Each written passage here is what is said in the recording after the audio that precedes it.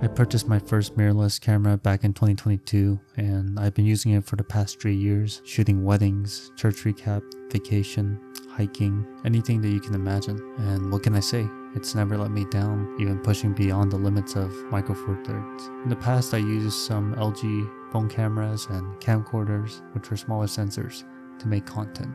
And the biggest thing I realized is that it's not always about the sensor size, but really the person that's behind the camera. The 1080p file is pretty solid. You're able to do a very light grade on it, but not too much compared to like 10-bit footages of like newer cameras. So don't expect to pull highlights and midtones and shadows. The 60 frames per second is an IPV codec, but when you slow it down, it looks pretty good still. The first thing I learned is that light is what makes a footage cinematic. Especially for a small sensor, like my Micro Four Thirds, you need to have lights. And without lights, you can't really make things cinematic. Like the sun, for example, especially in the golden hour.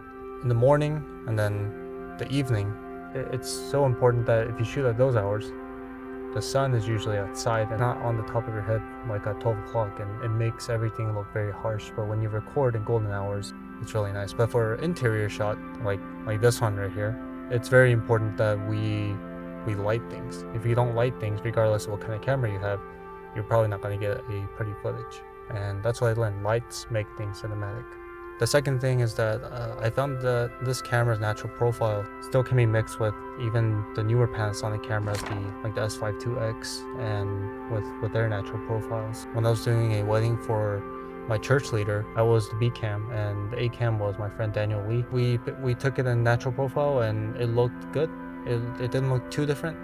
Of course, you'll see a difference in dynamic range and bokeh, but other than that, you really won't see that much of a difference unless you're like a big pixel peeper. Yeah, I mean, older Panasonic cameras can still match with newer ones, which is amazing. And also another thing I like to put in is that low light isn't great on this camera, of course, and you need fast lenses like the 25mm f1.7, and just anything below f2.8 would be pretty nice on this camera. I don't think any cameras with a bad low light capability per se should limit our creativity. The last thing I learned is reliability of this camera is so good, and right now outside it's like 100 degrees. That's in the garage right now, and it's kind of crazy. Like, it doesn't overheat at all. I've used a Sony a6300 for a movie shoot for our church ministry, but it overheated after taking it out and then coming back in, and so I just found that the reliability of the Panasonic GH3 is just excellent. I just made this video because just to show even with the Micro Four Thirds sensor, it's not a bad sensor. You can still make amazing stuff.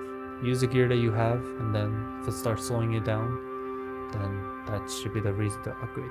Hope you guys enjoyed the short video, but we'll see you guys next time.